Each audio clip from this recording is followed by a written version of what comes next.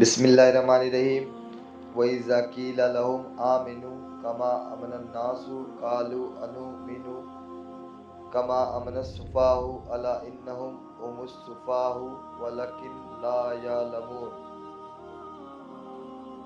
اور جب ان سے کہا جائے اے ایمان والو جیسا اور لوگ ایمان لائے ہیں تو کہے کیا ہم احمقوں کی طرح ایمان لے آئے؟ سنتا ہے وہی احمق ہے مگر جانتے نہیں۔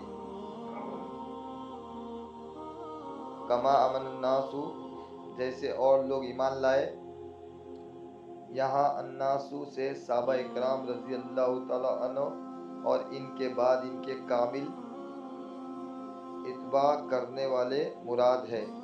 نجات والے کون لوگ ہیں؟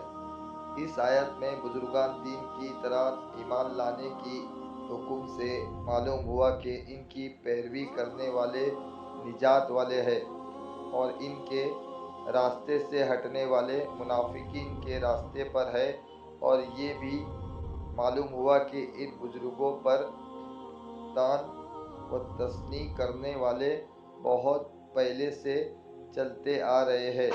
اس آیت کی روشنی میں صحابہ اعظام اور بزرگان دین رحمت اللہ علیہ تعالی علیہ کے متعلق اپنے طرز عمل دیکھ کر ہر کوئی اپنا راستہ سمجھ سکتا ہے کہ صحابہ کے راستے پر ہے یا منافقوں کے راستے پر۔ نیز علماء و صلاح اور دیندار لوگوں کو چاہیے کہ وہ لوگوں کی بدزبانیوں سے بہت رنجیدہ نہ ہو، بلکہ سمجھ لے کہ یہ اہل باطل کا قدیم دستور ہے۔ نیز دینداروں کو بیوقوف یا قیانوسی خیالات والے کہنے والے خود بیوقوف ہیں۔ صحابہ اکرام کی بارگاہ الہی میں مقبولیت۔ اس آیت سے یہ بھی معلوم ہوا کہ تاجدار رسالت صلی اللہ تعالی علیہ وسلم کے صحابہ اکرام رضی اللہ تعالی کی بارگاہ کے ایسے مقبول بندے ہیں کہ ان کی گستاخی کرنے والوں کو اللہ تعالی نے خود جواب دیا ہے۔